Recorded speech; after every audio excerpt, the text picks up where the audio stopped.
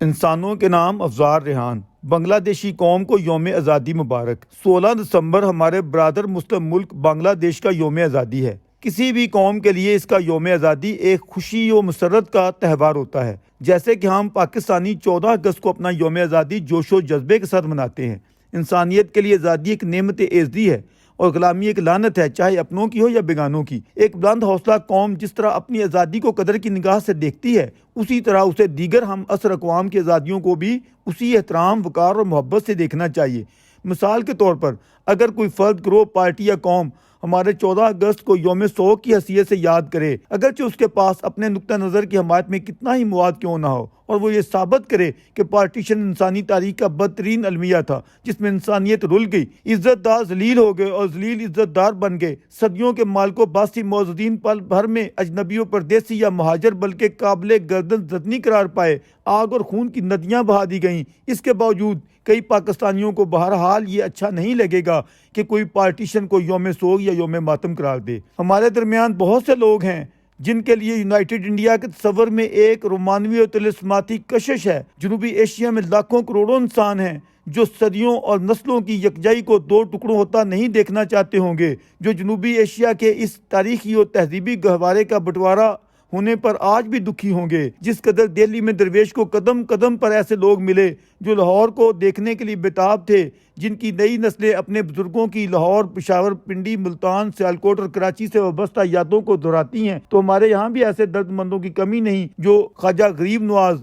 اور حضرت نظام الدین اولیاء کے آستانوں پر حاضری کے لیے دیدہ و دل فرش راہ کیے ہوئے ہیں۔ لکھنؤ، کلکتہ، مدراس اور دہلی کے علمی و ادبی گہواروں کے لیے جن کی آنکھیں پرنم ہیں، جن کے آبا علی گڑھ کے پڑھے ہوئے تھے، وہ آج بھی تربت سید پر جانے کے لیے بےتاب ہیں۔ کتنے ہیں جو آج بھی اپنے نام کے ساتھ علیگ لکھتے ہیں۔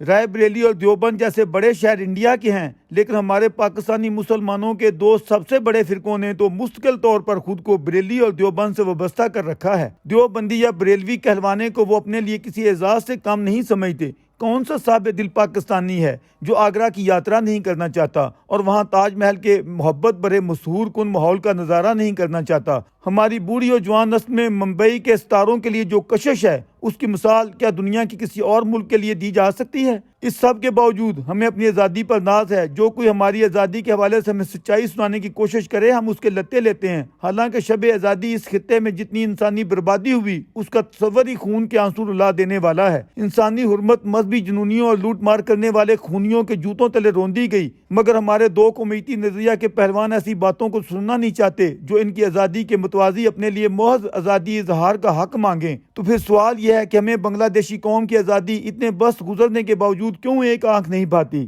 16 دسمبر آتی ہے تو ہماری تحریک آزادی کے مزاروں کے مجاوری کرنے والے پورے میڈیا میں سکوت ڈھاکہ کے نام پر ایک نو کی صف ماتم بچھا دیتے ہیں۔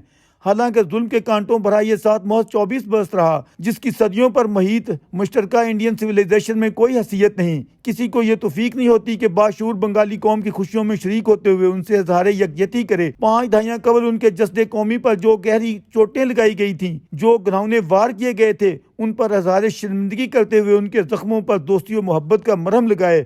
کیا یہ ممکن ہے کہ ہم ان کے بابا قوم ربندر ناتھ ٹیگور یا شیخ مجیب الرحمان کا بھی ویسا ہی احترام کریں جیسا احترام ہم اپنے مغرور بابوں کو چاہتے ہیں؟ ہم اپنے بچوں کو تاریخ کے نام پر جو جھوٹ پڑھاتے ہیں، اس سے باز آ جائیں۔ ہم انہیں بتائیں کہ یونائٹڈ پاکستان میں بنگالیوں کے ساتھ پہم زیادتیاں ہوئیں۔ اس سے بڑی زیادتی کیا ہو سکتی ہے کہ حسین شہید سہروردی جیسے عظیم رہنما کی تشکیل کردہ عوامی لیگ، شیخ مجیب الرحمان جیسے عوامی و جمہوری قائد کی قیادت میں قطعی میجارٹی حاصل کرتی ہے تو اسے اقتدار منتقل کرنے سے صاف انکار کر دیا جاتا ہے۔ نہ فوجی جنتا کے چیف کو شرم آتی ہے اور نہ مغربی پاکستان کی عوامی جنتا کے نام نہاد جمہوری رہنما کی جمہوریت پسندی کو حیا آتی ہے۔ ہم پوچھتے ہیں کہ ڈھاکہ میں نو منتخب اسمبلی کا اجلاس ملتوی کرنے والی ہستی کون تھی؟ عظیم بنگالی قوم کے حقوق پر ڈاکہ ڈالنے والے فرعون کون تھے؟ انہیں اپنی بنگلہ زبان و تہذیب سے کاٹ پھینکنے کے لیے کوشاں کون سنگ دل تھے؟ اس زمانے میں ہمارے محب وطن میڈیا کا مکروہ رول کیا تھا؟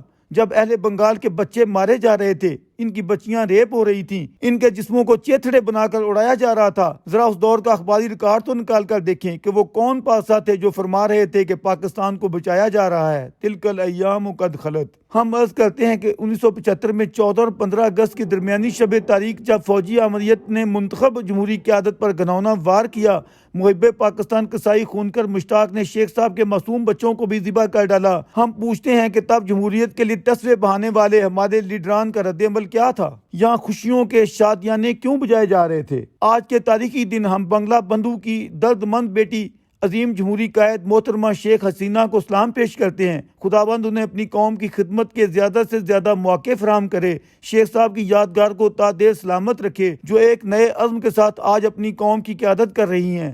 سلام ہے اس باشعور بنگالی قوم کو جنہوں نے محترمہ شیخ حسینہ کو 2/3 اکثریت سے نوازتے ہوئے اپنے اور ان کے بابا کی تاریخی جیت اور عوامی مینڈیٹ پر مہر تصدیق ثبت کر دی۔ آج وزیراعظم بنگلہ دیش جہاں اپنے ملک کی غربت اور پسماندگی سے لڑ رہی ہیں، وہیں بدعنوان عسکری، سیاسی اور مذہبی قیادت کی پھیلائی ہوئی گندگی کو بھی صاف کرنے کے لیے کوشاں ہیں۔ پاکستانی سپریم جوڈیشری کے برعکس بنگلہ دیشی سپریم جوڈیشری عدل و انصاف اور کو صداقت کی سربلندی کے لیے عوامی امنگوں کا احساس و ادراک کر رہی ہے، جس کا بیان ثبوت بنگالی بابا کے قاتلوں، خونی درندوں کے متعلق اس کا تاریخی فیصلہ ہے۔